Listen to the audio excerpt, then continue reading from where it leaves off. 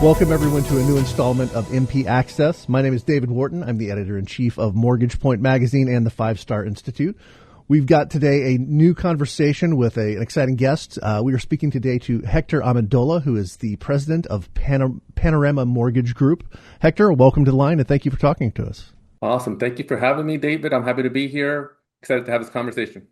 Well, to get started, could you tell us a little bit about just how you joined the industry, what's your background, and what was the path that took you to your current role there at Panorama? Absolutely. So I've been in the mortgage industry for a little bit over 20 years. I started as loan officer assistant for a good producing loan officer out in California.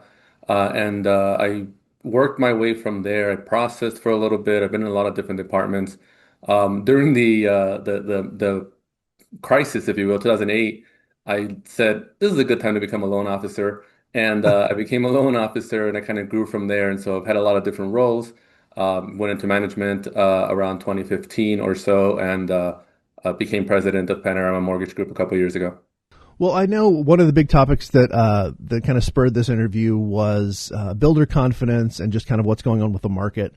Obviously, one of the big reports that we cover all the time that I know is kind of a benchmark for the industry is the NAHB Wells Fargo Housing Market Index.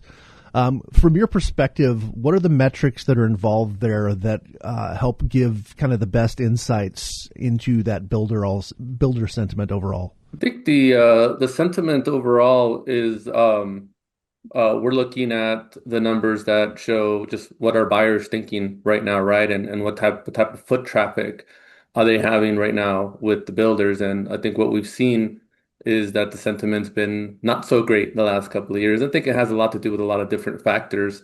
Primarily everybody's always talking about interest rates, obviously, and so we focus a lot on that. But I think it has a lot to do with price point too and affordability in general, right?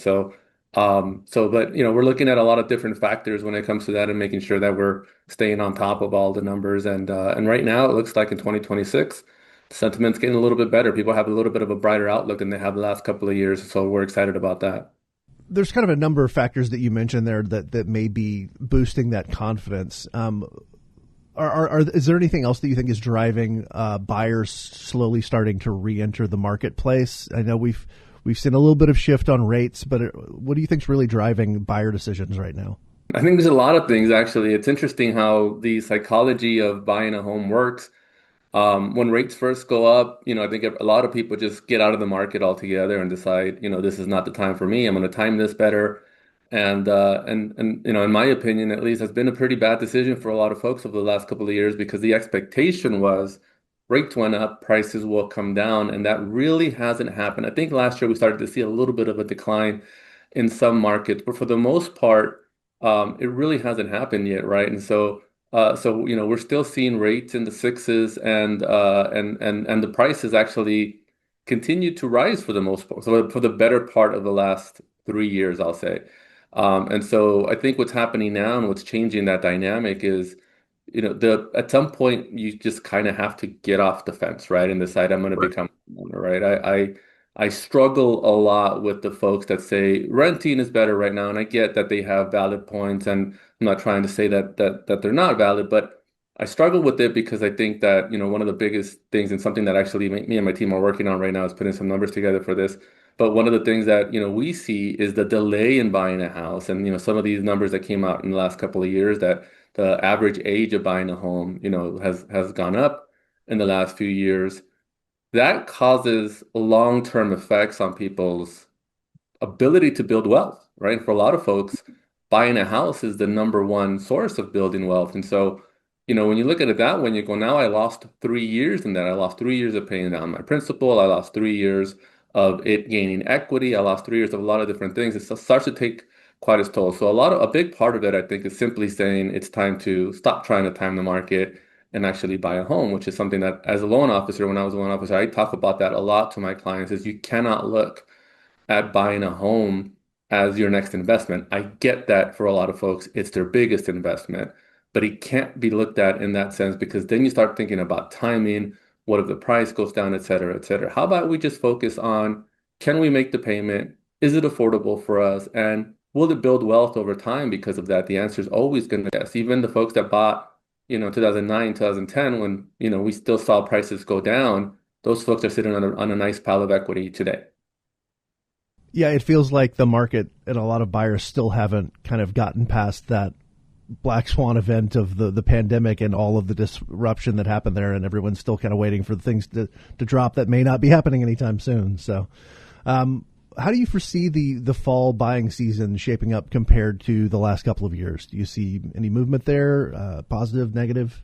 So we're seeing a lot of positive trends right now. We've seen them for the last couple of months. Now, October we had a little bit of a dip in interest rates, and we saw that it's there's no doubt that interest rates drive demand for housing, right? There's no doubt, and we can see it if just a small shift, and all of a sudden the average rate goes from 6.7 to 6.3. You see the shift, right? You see more people suddenly start making offers on homes, and you see the numbers go up. And in the fall we saw an increase in applications, which is not normal, right? We saw an increase in applications in November, which is not normal. And then, we saw an increase in applications and closings in December, which is also not normal. You normally see those numbers really go down at that time. And I think that had a lot to do with just what rates are doing and where they drive. And now we're seeing, with the announcement last week that President Trump is asking the GSEs to buy mortgage-backed securities, we're seeing a little bit more of a surge right now. So, I think that, it's an interesting time because normally, in the mortgage industry, we're looking at, slow seasons versus hot seasons. And right now it's just dependent so much on rate that, you can have a hot season at any point in time. Well, I wanted to touch on that, what you just mentioned, President Trump's proposal to have the GSEs ramp up buying more of those mortgage-backed securities. What do you think is going to be the near and long-term impact of that? Do you think it's really going to move the needle? Do you think it's a positive change? What do you anticipate from that? I think it's already moving the needle a little bit. I Yeah. don't anticipate that it'll be a long-term move, though. What we're seeing is the closing of the spread between the average rate and the yield and the 10-year yield, right? And so that spread is closing. We're not necessarily seeing a big decline in the 10-year just yet. And so it'll be interesting to see how all that starts to come about in the next couple of weeks, the next couple of months. But I think what we're already seeing is a little bit of reprieve, and we're seeing some lower interest rates. But I don't anticipate that this will be that one thing that long term turns rates around and suddenly we start seeing fours or fives anytime soon. I think that what everybody is what I'm seeing is most people are still predicting that we're in the sixes next year, and I mean this year I should say now 2026, and I expect a lot of the same. Well, you have talked about builders being better able to compete and more effectively when they're able to secure lending products that provide both savings and incentives. Can you break down what sort of financing tools or programs you're seeing that are really having a positive impact right now? Yeah, so I think the biggest thing that a builder can provide for their buyers is a little bit of cost certainty. And so that's the biggest thing, right? So you're looking at the builders are building these homes and they have a price set for it, and their margins have to be their margins, right? There's really no way around it. We already spent X amount on it, so we have to make sure that we make what we have to make on it. And so how you I guess there's no better word for it. How you incentivize a buyer to say, this is the house for you is a program like the 3-2-1 buy down that's pretty popular right now, right? Where you lock in the payment for the first, 1 to 3 years. And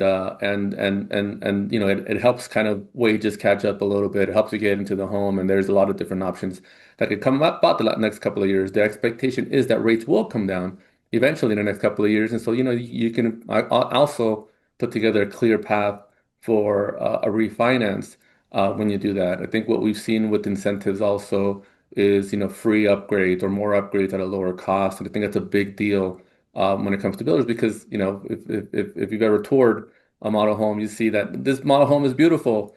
Oh yeah, but it has this upgrade and this upgrade and this upgrade and this upgrade. And I Right. know the starting price is, 500,000, but this one's going to be about 800,000 with all those upgrades. And suddenly you start seeing the big difference there. So incentivizing them by doing some of these upgrades at a lower cost, I think is a big deal too. With with mortgage rates, like we mentioned, still above 6% and seeming to likely stay in that range, at least for the near term, Affordability, that's a big buzzword. Everybody's throwing that out, whether it's from home pricing, just everything is expensive right now. So you mentioned people feeling the need to maybe rent longer. So from your perspective, how do you and your teams navigate conversation with people who are interested in buying, they want to own a home, but they're feeling that pressure, they're feeling priced out? What do those conversations look like? I think it's, what we preach is what I practice as a loan officer and what a lot of us have done as a loan officer over the years. I think, I spent a lot of my years serving the underserved communities, and in doing so, you do get a lot of folks that are worried about affordability, even when rates are low, right? I mean, Sure. and let's face it, you're buying probably the biggest purchase of your life. Everybody's worried about, am I going to be able to afford this? Can I not afford this? I still remember when I bought my first house. One of the best pieces of advice I got from a realtor that I used to work with was, you're always going to be nervous about this purchase. So kind of try to put that to the side and just focus on, can you get approved? Can you get the home? Because the nervousness doesn't go away. And that's true even to this day, right? If you buy another house today, you're still wondering, can I make the payment? So I think affordability is always top of mind for a lot of folks. But what we have to focus on really, and what I try to get people to focus on is the payment. Is that payment something that you can make without stressing yourself, without killing yourself? Can you truly afford this payment? Forget the interest rate, because interest rates come and go, right? There's an opportunity later on to refinance, to do different things, to bring that payment down.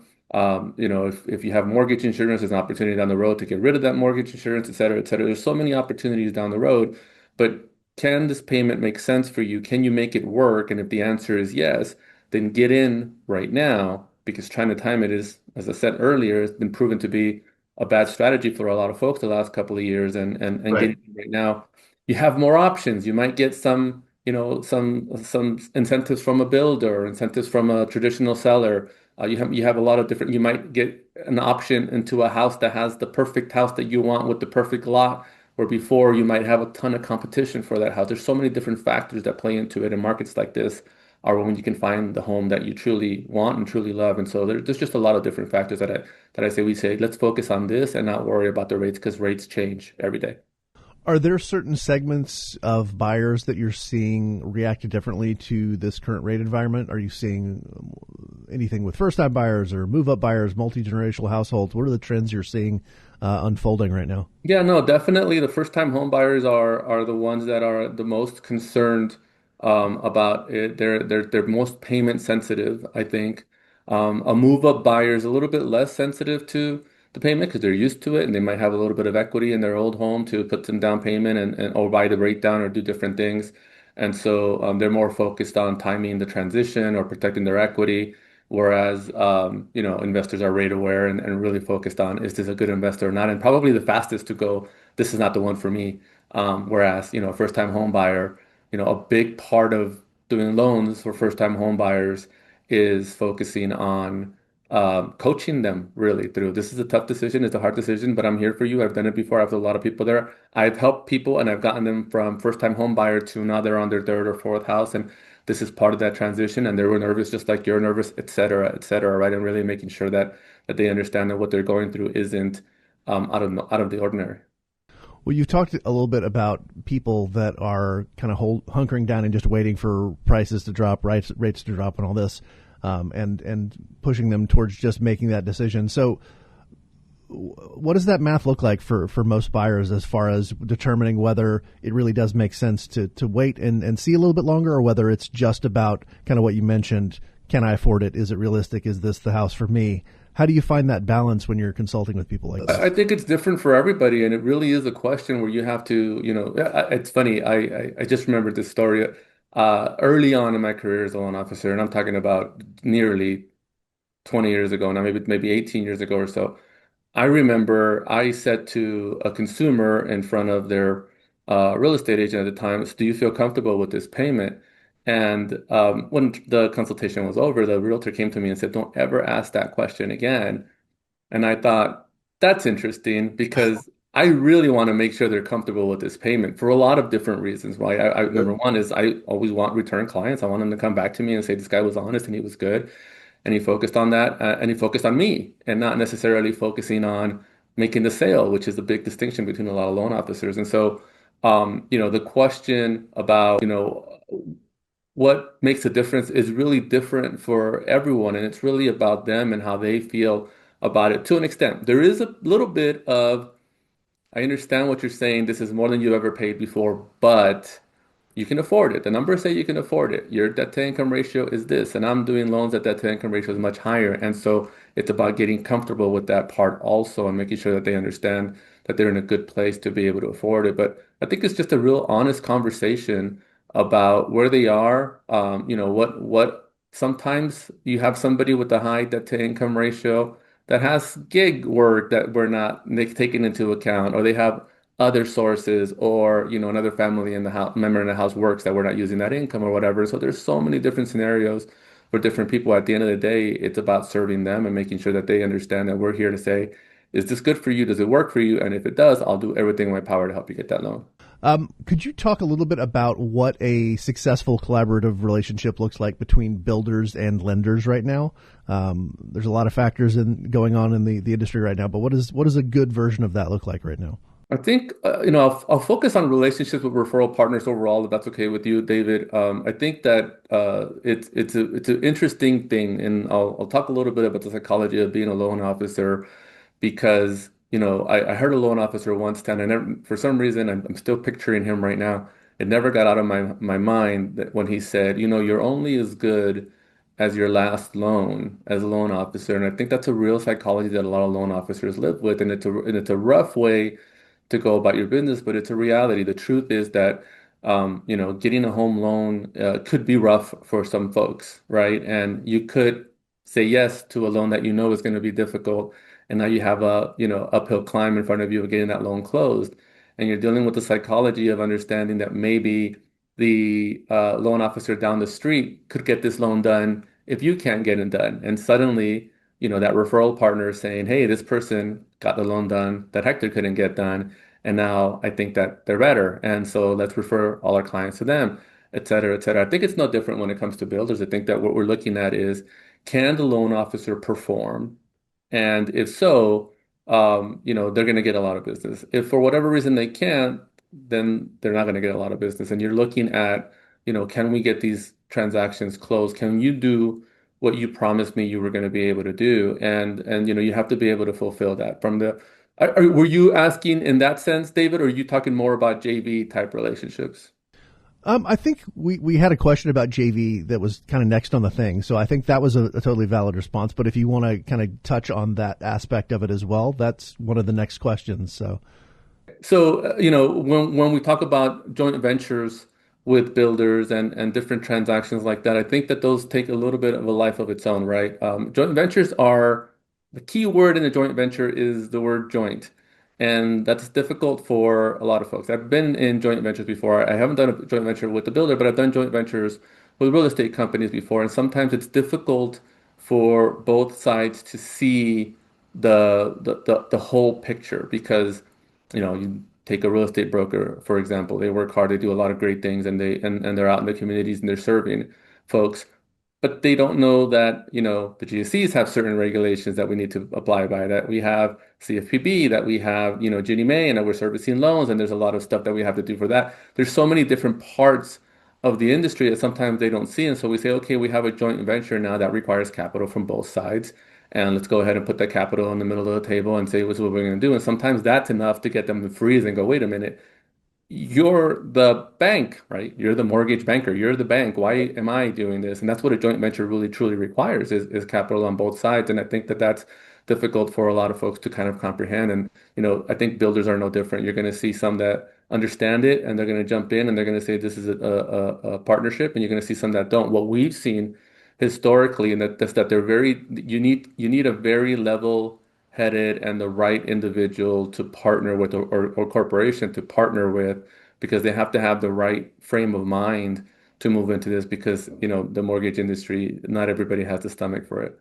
Beyond affordability, I'd say one of the other big kind of buzzword topics that we've seen, honestly, as long as I've been in this industry, is inventory and shortages, and how that's keeping up or not keeping up with demand. So what are you seeing as far as inventory challenges? Are you seeing any improvement? Are you seeing, and if we're still in kind of the same quagmire of it not keeping up with demand, do you see any light at the end of the tunnel? Do you see any positive changes on that front? I think what we've seen is a lot of improvement on that front. Some markets were back to 2019 levels. Or inventory is one of my biggest things actually that I focus on right now. I think that, I don't have a very popular opinion with other mortgage professionals, and that my opinion is that I hope rates stay higher a little bit longer. And I know that people don't like to hear that, but there's a good reason behind it. I think there's a I don't remember the exact numbers, but I know I just saw a Realtor.com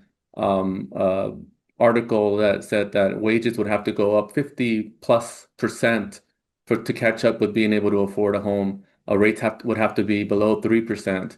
And I think home prices would have to come down like 30%. And so there's a lot of different ways that, affordability is impacted because of all these numbers. And if rates come down, first thing that's going to happen, in my opinion, is buyers are going to run to the market. They're going to want to buy. Now is the time. I've been waiting 2, 3, 4, however long I've been waiting to buy a house. This is my time. I'm going to jump in. I'm going to buy a house. They're going to flood the market. What happens when you flood the market? It's easy, supply, demand. Prices are going to go up, and it's going to get a little bit even more out of hand in terms of affordability. And so I've been one of the folks that's been out there saying, I hope rates stay here a little bit longer, just so wages can catch up a little bit, or maybe prices can drop just a tad so it can become more affordable.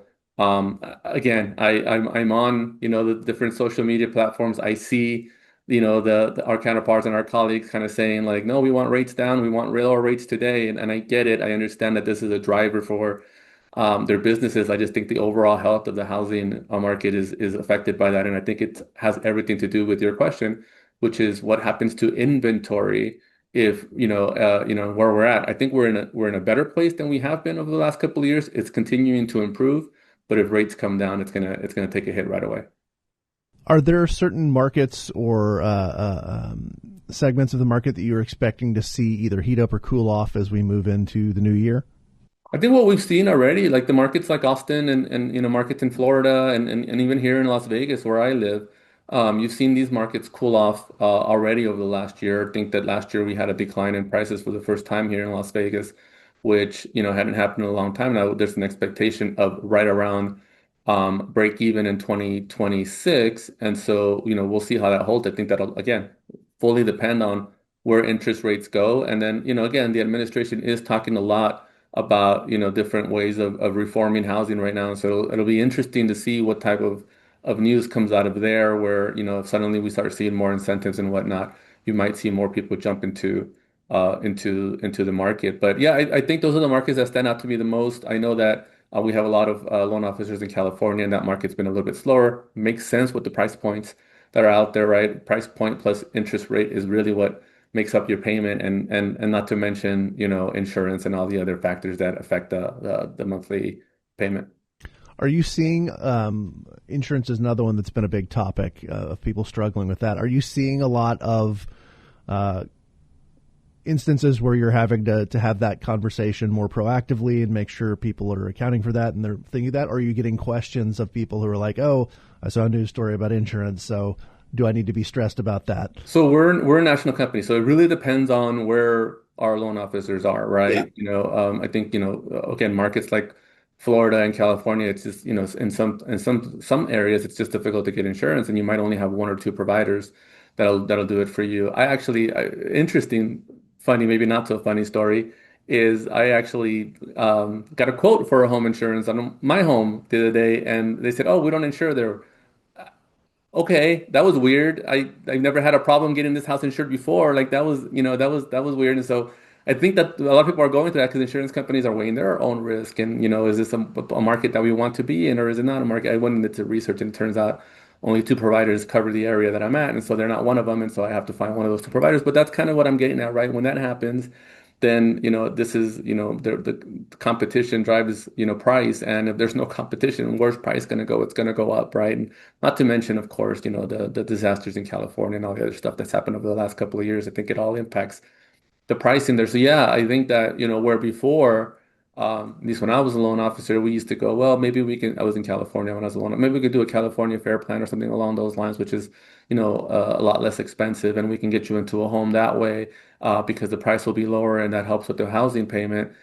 Today, it's probably your only option, number one. And number two, it's also, something where, we have to factor in. It's going to be a much higher payment than you think. Don't try to make that look lower because it's going to hurt you in the end when you have to come back and say, that $100 monthly, fire insurance payment I quoted, it's actually $300. And so suddenly you're dealing with, an upset customer, but also maybe dealing with something you can't no longer get approved because your debt to income ratio went up too high. Well, we're just about out of time. I want to throw a couple last questions at you. So as we're entering the new year, headed into the first quarter, as president there at Panorama Mortgage Group, what are some of your strategic priorities? What is your focus? What are you hoping to accomplish both in the near term and just by this time next year? I appreciate that question, David. It's been an interesting couple of years for us. We focused the last couple of years just on our foundation. We went from, I think most mortgage companies kind of went through the same thing, right? 21 was, crazy great with production. 22, end of the year, starts slowing down.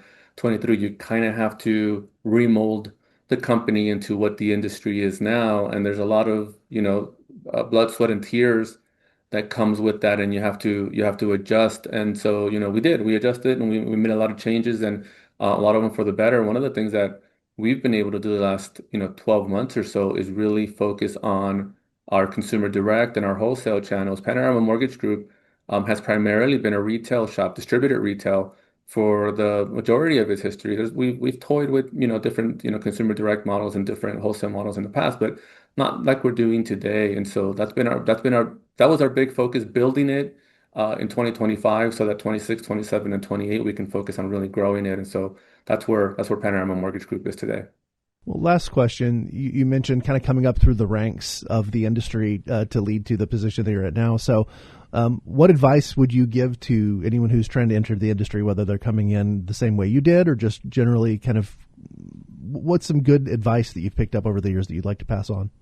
I think the biggest piece of advice I would say is, to keep your head down and keep working. I think a lot of times folks are always looking at, is the grass greener on the other side and can I get there? And so when you get into, being, loan officer assistant, you're thinking, can I be a loan officer? And being a loan officer is more difficult than they think, so getting into that part, you see a lot of folks that kind of get into it and go, oh boy, did I make a mistake? I want to go back because, living on commission only is rough also. But, once you figure that part out, it's what do you want to do next? And where do you truly see yourself? And I think a lot of folks see management in the mortgage industry as, oh man, those guys look like they're just having a good time and they're not really stressed out about that one loan like I am, or stressed out about that one relationship that like I am. And I'm here to tell all those folks, believe me, I'm stressed out too. There's a lot of different things that go into, being an executive at a mortgage company. And so the advice is, set your sights on where you want to be. What do you enjoy doing and where you want to be? If you want to be in the community serving the folks, then that's where you should be, because that means you like it, you enjoy it, and you should be doing it. If you want to be like me and I decided, what, I want to be part of a team that accomplishes something together, beyond just, that next loan. I want to build something big. Then you focus on that. And so it's just, set your sights on where you want to be and how you want to accomplish it, and then go in that direction. And the only person that can stop you is yourself. Well, thank you so much for giving us some of your time today, Hector. We really appreciate the insights and the conversation. We've been speaking with Hector Amendola, who's the president of Panorama Mortgage Group. Thank you again for your time, and we'll see you next time on MP Access.